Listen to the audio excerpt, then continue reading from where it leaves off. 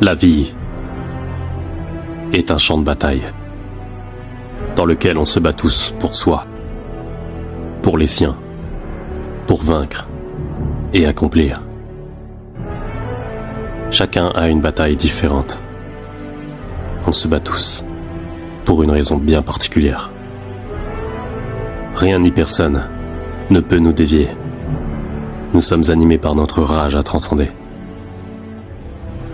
Un homme affamé par ses objectifs ne s'arrête pas, même face aux plus coriaces des épreuves.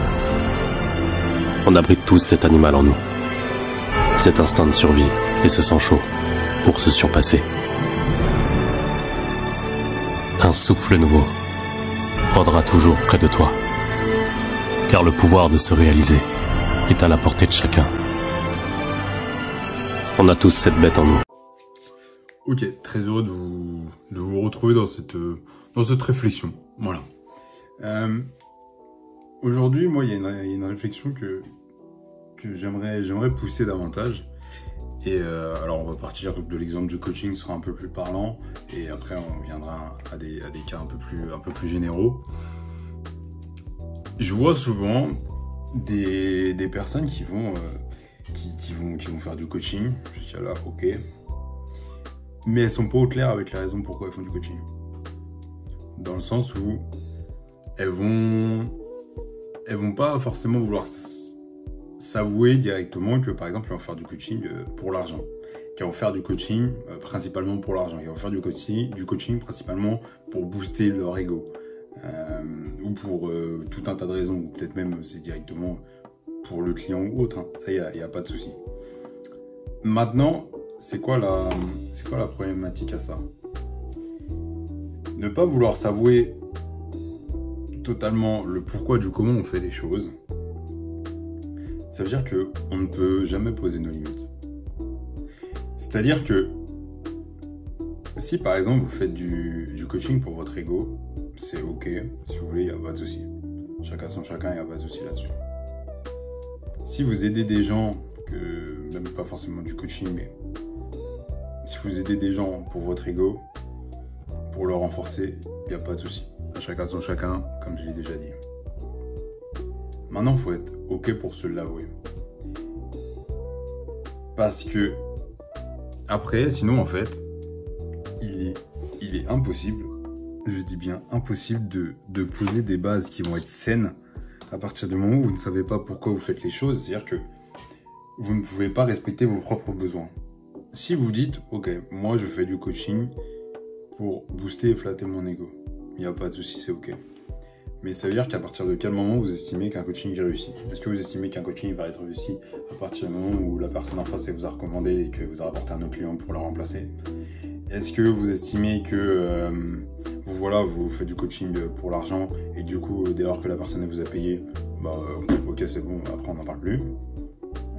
On n'en parle plus et vas-y, on s'occupe moyennement de la personne, pas de souci.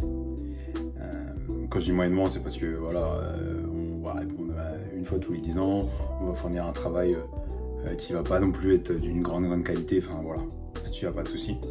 Est-ce que vous êtes là vraiment dans l'intérêt du client parce que vous avez envie par exemple de transmettre, et c'est ok d'être là parce que voilà, t'aimes bien transmettre et tout, mais du coup à partir de ce moment-là, à partir de quel moment, par exemple, tu vas monnayer tes services, des choses comme ça. Et du coup, quelles sont tes limites aussi là-dessus? Qu'est-ce que tu es prêt à tolérer? Qu'est-ce que tu n'es pas prêt à tolérer? Et c'est vrai que, par exemple, si voilà, vous faites du coaching, ou du moins vous aidez les gens pour satisfaire votre ego, il n'y a pas de souci. Maintenant, jusqu'où vous êtes prêt à aller? Parce que si vous ne mettez pas de limite à ça, en fait, c'est que au début, vous allez donner un coup de main de temps en temps, et en fait, après, ça va monter crescendo. Après, ça va être d'être là quasiment à toutes les séances de la personne, qu'elle vous paye ou non.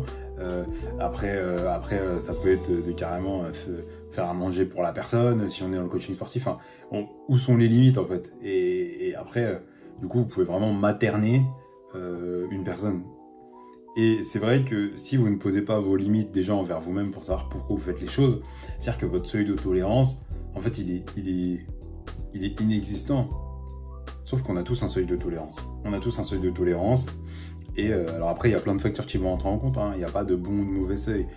Il y en a qui vont juste avoir peut-être plus de tolérance que d'autres. Mais après, c'est toujours pareil. Ça dépend des domaines. Et comme je dis toujours, quand on travaille par exemple par passion, par exemple la passion de transmettre, bah forcément, on va peut-être avoir un seuil de tolérance plus grand qu'une personne qui va dire, voilà, moi je suis là pour l'argent. Bah oui, mais à partir du moment où tu as touché ton cachet, bah ouais, c'est vrai qu'il y a moins de choses qui vont te hyper. Et c'est ok, ça, il n'y a pas de souci. Maintenant, le truc, c'est que quand on se l'avoue pas, quand on veut pas être franc avec soi-même, ça va poser problème dans le sens où on peut très vite devenir tributaire des gens. On peut très vite rentrer dans un schéma où on va vouloir un peu sauver les gens. Un peu un triangle de Cartman. Maintenant, en fait, ce que je veux dire, c'est que là-dedans, il n'y a pas de mal, il n'y a pas de bien. Il n'y a pas de mal, il n'y a pas de bien. Ça, ok. Il n'y a pas de mal, il n'y a pas de bien parce que ça dépend juste ce que vous faites à chaque fois des choses et où est-ce que vous les mettez. Typiquement, un mec qui ne va pas savoir gérer ses émotions, ça peut être par exemple qualifié comme quasiment de bénéfique, je sais pas, dans un moment où il va falloir un peu d'euphorie parce qu'il va peut-être nous faire des gestes techniques de fou ou nous mettre une frappe sortie nulle part. Okay. Mais à contrario, ça va être négatif et problématique dès lors qu'on va arriver dans un moment crucial et où il va falloir une grande maîtrise de soi-même. Donc, le fait d'être conscient de soi, d'être conscient de pourquoi on fait les choses, ça permet de les mettre à un dosage suffisant dans les domaines que l'on souhaite. Sinon, en fait, on devient directement victime de la situation. Typiquement, on peut vite, on peut voir, enfin, du moins moi de ce que je peux voir, des coachs qui vont vite être débordés ou des choses comme ça par des clients. Parce que évidemment, tous les clients sont différents. Tous les clients sont différents, ça c'est clair et net. Maintenant, se faire déranger, accepter de se faire déranger par un client X fois dans la même journée, des choses comme ça, ça peut être problématique. Accepter de se faire déranger par une connaissance, un ami, un patron, à pas d'heure pour X ou Y raison, ça peut être problématique. Quand c'est sur les heures de travail, bon, c'est relou, mais il te paye. Mais quand ça devient sur les heures autres, là c'est compliqué. Sauf que vous ne réglerez jamais le problème tant que vous n'aurez pas cette honnêteté de vous dire, ok, moi je fais les choses là pour gagner de l'argent. Là je fais les choses par passion. Là je fais les choses pour ci, là je fais les choses pour ça. Et si on fait le parallèle, là aujourd'hui on a beaucoup cette mode d'être entrepreneur et tout. Bon, soit, pour moi c'est une mode qui passera. C'est une mode qui passera et comme je dis toujours à la fin, la vie met les gens à l'endroit où ils doivent être. Je dis pas qu'il y a de déterminisme. Je dis juste que simplement, tout le monde n'est pas fait pour être entrepreneur. Tout le monde n'est pas fait pour être pompier. Tout le monde n'est pas fait pour être sportif de haut niveau. Et ben là, c'est pareil avec l'entrepreneuriat. Tout le monde n'est pas fait pour. Sauf que tant que vous ne déterminerez pas pourquoi vous faites les choses. Typiquement, si vous êtes là pour aider les gens, mais que vous n'êtes pas forcément là pour faire de l'argent, créez une association. Créez une association. Vous aurez beaucoup moins de problématiques. Une association, vous aurez toujours du flux, vous n'aurez pas forcément trop de marketing à faire et tout. Faites une association. Si vous êtes là pour vraiment chercher à faire de l'argent, pas forcément trop de liens sociaux ou des choses comme ça, bah orientez-vous peut-être pas directement dans du coaching ou des choses comme ça. Il y a plein de business que vous pouvez lancer où vous n'allez pas être directement en contact avec les clients aussi. Et c'est pour ça que je vois beaucoup de personnes sur les réseaux et autres qui veulent proposer, qui veulent absolument rentrer dans le coaching parce qu'ils sont là en mode « Ah, mais ça génère plein d'argent et tout ». Il y a ce qu'on voit et ce qu'on ne voit pas. Et sauf que d'accord, si c'est pour faire Si c'est pour faire, si vous voulez faire ça juste pour faire 3 photos à Dubaï, pourquoi pas, bon, ok. Mais, comme je dis toujours, le plus important, c'est pas le court terme, sur le long terme. Et ceux qui réussissent dans le coaching, enfin, dans le coaching sur le long terme, ceux qui réussissent dans des domaines sur le long terme, c'est que déjà, ils sont francs avec eux-mêmes sur le pourquoi du comment ils font les choses. Parce que tant que vous ne serez pas honnête sur le fait que, ok, je fais ça pour gagner de l'argent, c'est ok, je l'assume. Je fais ça pour mon ego, c'est ok, je l'assume. Eh ben, déjà, vous serez toujours en conflit avec vous-même, conflit interne et externe, ok, entre votre inconscient et votre conscient. À un moment donné, forcément, ça coince. En plus de ça, ce n'est pas du tout les mêmes stratégies quand vous êtes là pour la transmission de compétences et de connaissances, par exemple. Moi, c'est vraiment ce qui me hype. Et quand vous êtes là pour juste faire de l'argent, entre guillemets, juste faire de l'argent. C'est pour ça que après, vous avez des choses comme du bon marché, du luxe, de l'ultra-luxe. L'ultra-luxe, ça va être quoi? Par exemple, ça va être de bosser avec une personne qui va être passionnée, compétente et qui a énormément d'expérience dans ce qu'elle va faire. Ok, donc ça va être l'ultra-luxe. Donc, par exemple, voilà, ça peut être Louis Vuitton qui va être dans l'ultra-luxe. Parce que, voilà, entre guillemets, il y a la passion du luxe, il y a le référencement, la connaissance et les années d'expérience. Ensuite, vous allez avoir des marques type un peu plus H&M, Zara et compagnie. Là, on est sur des prestations accessibles un peu à tout le monde, pas une qualité de ouf, mais on peut trouver 2-3 pépites.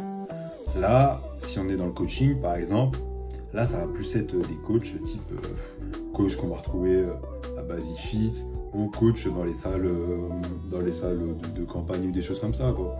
Là, ça va être ce type de coach-là qu'on va retrouver et c'est ok, il n'y a pas de souci. Et après, on va retrouver les personnes qui sont vraiment là, par exemple, pour faire de l'argent. Donc là, ça va plus être les mecs qui vont avoir une grosse commu, par exemple, type OnShape, qui vont pas proposer une qualité de ouf dans le contenu qu'ils proposent. C'est très succinct, surtout que c'est pas lui qui fait parce qu'il n'a pas forcément de diplôme dans le sport. Mais en soi,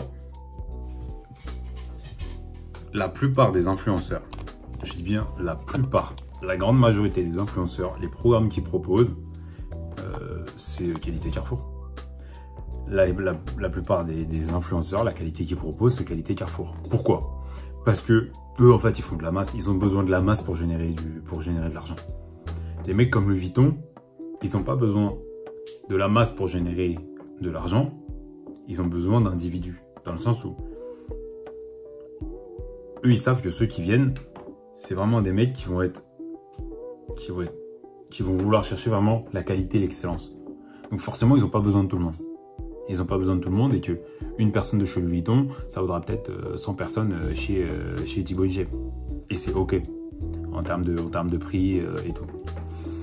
Ce qui fait que déjà, juste en étant honnête avec vous-même sur ce que vous voulez, ok, moi c'est juste faire de l'argent. Donc si tu veux faire de l'argent, là il te faut une communauté. Il te faut une grosse communauté. Il te faut une très grosse communauté, par exemple, tu veux faire de l'argent sur la réseau, parce que c'est cette communauté qui va te permettre de générer. Et que tu sais que voilà, il va peut-être te faire 100 000 personnes pour vendre 300 programmes. Et c'est ok. Et après, tu vas faire ton marketing sur les 300 programmes. Donc oui, les gens vont voir en mode, oh, son programme, c'est un carton, alors qu'en vrai, tu en as peut-être vendu que 300 sur les 100 000 abonnés que tu as. Ça fait 3%. Donc le ratio est très faible. Alors qu'après, vous allez avoir des personnes, typiquement, si on prend mon cas, aujourd'hui, je vais gagner plus que beaucoup de personnes sur les réseaux sociaux, alors que pourtant, j'ai pas une communauté hyper grosse, j'ai pas énormément d'abonnés. Néanmoins, au vu de la valeur que j'apporte, aujourd'hui, moi, je vais plus me situer sur tout ce qui va être Louis Vuitton, où tu vas rentrer avec moi. Ouais, d'accord, ça va être des gens passionnés. C'est pour ça que ça va être beaucoup le sport de haut niveau. Et que quand ça va être des gens moins passionnés, là, on va plus... Là, j'ai créé, par exemple, pour les personnes moins passionnées, là, je vais avoir tout ce qui va être peut-être des programmes déjà... des programmes à thème. Par exemple, programme prise de main, je m'occupe pas de toi, mais tu as ton programme et tout. Des choses comme ça. Et en fait, déjà, moi, ok, moi, il n'y a pas de souci. Moi, je suis vraiment là pour donner mes connaissances et mes compétences. C'est ce que je kiffe le plus. Après, forcément, je le fais monnayer. Mais aujourd'hui, voilà, je donne vraiment accès à ça, à un certain type de personnes.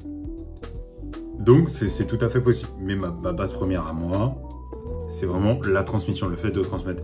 Ce qui fait que, moi, personnellement, ça me correspond. Et ce qui fait que, du coup, ça me permet totalement de me détacher de mes statistiques. Tout ce qui va être statistique et tout, j'en suis totalement détaché. Donc, derrière, c'est carré, je suis hyper aligné. Et du coup, je vais pas avoir ce bad de me dire, merde, mais j'ai eu que 3 likes sur un post ou quoi. Oui, ok, parfois c'est relou. Maintenant, effet cumulé, je connais ma stratégie, je sais pourquoi je fais les choses. Et du coup, tout a un sens. Alors que, par exemple, si vous êtes là juste pour faire de l'argent, mais forcément, ça va pas être la même stratégie, vous n'allez pas avoir la même patience. Et si vous êtes là pour faire de l'argent, typiquement, là, vous allez retrouver les influenceurs. Mais quand je dis les influenceurs, par exemple, ça va plus être les gens de télé-réalité. Parce qu'ils vont faire des choses pour amuser les galeries, pour avoir de la masse. Pour avoir de la masse et pour pouvoir vendre. Et donc, forcément, on n'est plus sur les mêmes strates. Moi, aujourd'hui, je n'ai pas besoin d'aller amuser la galerie pour faire mon argent. Et ce qui fait que demain, même si je coupe les réseaux sociaux, mes revenus ne vont pas baisser. Mes revenus ne vont pas baisser. Encore moins aujourd'hui avec tout ce que je développe et tout. Donc, c'est là où, à partir du moment où vous êtes au clair avec ça, il n'y a pas de souci. Et c'est pour ça qu'aujourd'hui, si on fait le parallèle, par exemple, vous voyez que beaucoup de femmes et d'hommes qui faisaient de la télé-réalité ou qui en font, sont par exemple sur Mime ou des choses comme ça. Parce que vu qu'ils sont là pour l'argent, ils sont pas là vraiment pour apporter une grosse plus-value, à rester dans les mémoires et surtout s'en mettre plein les poches. Et c'est pour ça que beaucoup sont partis à Dubaï, bah aussi pour ça. Et tant que tu es capable de l'assumer, il n'y a pas de souci. Maintenant, à partir du moment où tu vas commencer à dire non, mais moi, nanani, l'argent, non, ça m'intéresse pas. Si tu veux, mais tu vas te faire trahir. Tu vas te faire trahir par ton comportement. Tu vas être en incongruence. Ok, donc c'est-à-dire que il va y avoir une différence entre, en gros, ton comportement, entre ton comportement et ce que tu dis. Dans le sens où c'est comme si je te dis je suis vraiment hyper content d'aller au championnat d'Europe de Jiu-Jitsu au Portugal en janvier. Bah en fait, dans ma voix, tu ressens pas du tout que je suis heureux. Alors qu'en fait, je suis hyper hypé, mais en gros, c'était pour l'exemple. Et du coup, quand vous n'êtes pas aligné avec vous et que, ça se ressent en fait. Et moi, je vous invite vraiment à faire attention à ça quand vous regardez des influenceurs ou des gens sur les réseaux.